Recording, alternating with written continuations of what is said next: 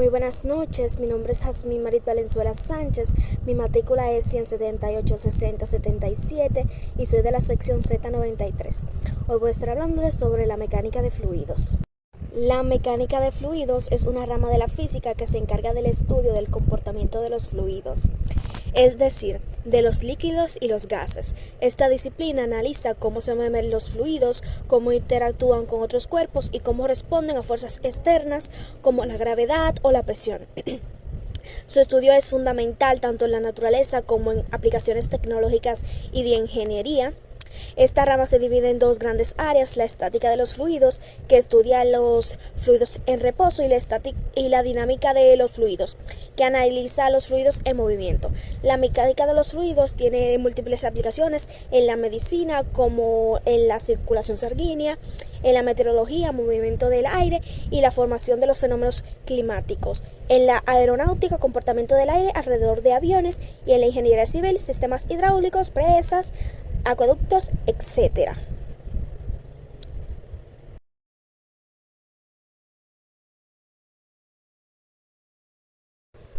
Sigamos con densidad y peso específico.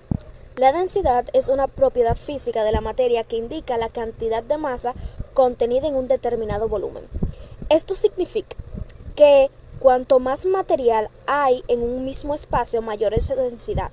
Por ejemplo, el hierro es más denso que el agua, lo que explica por qué un objeto de hierro se hunde mientras que un trozo de madera flota. Por otro lado, el peso específico es la relación entre el peso de una sustancia y su volumen.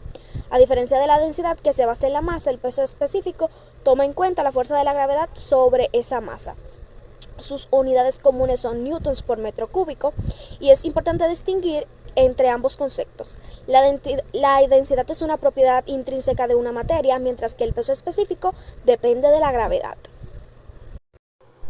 La presión es una magnitud física que expresa la fuerza ejercida por un área. Se mide en unidades del sistema internacional como el pascal. En el contexto de los fluidos, la presión es un concepto esencial. Por ejemplo, cuando una persona se sumerge en el agua, siente un aumento de presión debido al peso del agua que está sobre ella. Esta presión se denomina presión hidrostática y aumenta con la profundidad.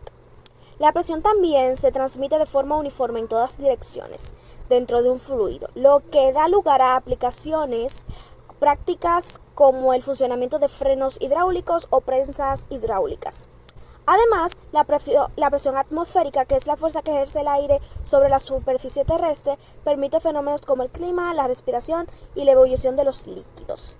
Entender la presión es clave para múltiples disciplinas, desde la medicina, presión arterial, hasta la ingeniería. El principio de Pascal, enunciado por el físico francés Blaise Pascal en el siglo XVII, establece que la presión ejercida sobre un fluido incomprensible y confinado se transmite con la misma intensidad en todas las direcciones y a todos los puntos del fluido y las paredes del recipiente que lo contienen. Este principio tiene una importancia enorme en la mecánica de los fluidos, ya que permite la creación de dispositivos hidráulicos que multiplican la fuerza. Por ejemplo, en una prensa hidráulica, al aplicar una pequeña fuerza sobre un pistón pequeño, esa presión se transmite y permite levantar objetos muy pesados como un pistón mayor gracias a las diferencias de área. Este fenómeno se observa también en frenos hidráulicos, elevadores de autos, jeringas y hasta en los sistemas de agua potable. Principio de Arquímedes, formulado por el sabio griego Arquímedes. Dice que todo cuerpo sumergido total o parcialmente en un fluido experimenta una fuerza de empuje hacia arriba, igual al peso del volumen del fluido que desaloja. Este principio explica por qué algunos objetos flotan en el agua mientras que otros se hunden. Si el peso del objeto es menor que el empuje que recibe, flotará. Si el peso es mayor, se hundirá. Esta fuerza de empuje actúa verticalmente hacia arriba y es responsable de la flotabilidad de los cuerpos. Gracias a este principio se pueden diseñar barcos submarinos y globos aerostáticos. También tiene aplicaciones en la medición del volumen de objetos irregulares y en la determinación de la densidad de materiales. Por ejemplo, al sumergir un objeto en el agua y medir cuánto se eleva el nivel del líquido, se puede calcular su volumen y por ende su densidad. Este principio está presente en fenómenos naturales como la flotación del hielo en el agua o el comportamiento de los peces en diferentes profundidades. La tasa de flujo o la ecuación de continuidad.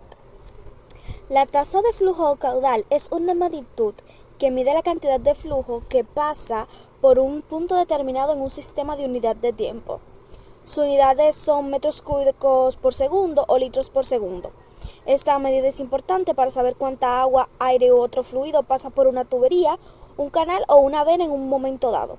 Por su parte, la ecuación de continuidad es un principio de conservación que se aplica a fluidos incomprensibles. Afirma que el caudal se mantiene constante en todas las secciones de un conducto cerrado siempre que no haya pérdida del su fluido o del fluido. Un ejemplo cotidiano es cuando aprietas la boquilla de una manguera, el agua sale con más velocidad porque el área se ha reducido. Este principio también se aplica en el diseño de sistemas de riego, tuberías, aviones y arterias del cuerpo humano. La ecuación de Bernoulli, propuesta por Daniel Bernoulli en el siglo XVIII, es un principio fundamental en la dinámica de los fluidos. Establece que un fluido ideal sin viscosidad, que fluye de manera constante, la suma de su energía cinética, energía potencial y energía de presión, es constante a lo largo de una línea de corriente. La ecuación de Bernoulli permite explicar cómo cambia la presión cuando varía la velocidad o la altura de un fluido. Por ejemplo, en el ala de un avión, el aire se mueve más rápido por la parte superior que por la inferior, lo que genera una menor presión arriba y una mayor presión abajo, produciendo la sustentación que mantiene el avión en el aire. También se utiliza en instrumentos como el tubo de Venturi, medidores de flujo, chimeneas, aspersores y en el análisis del flujo sanguíneo.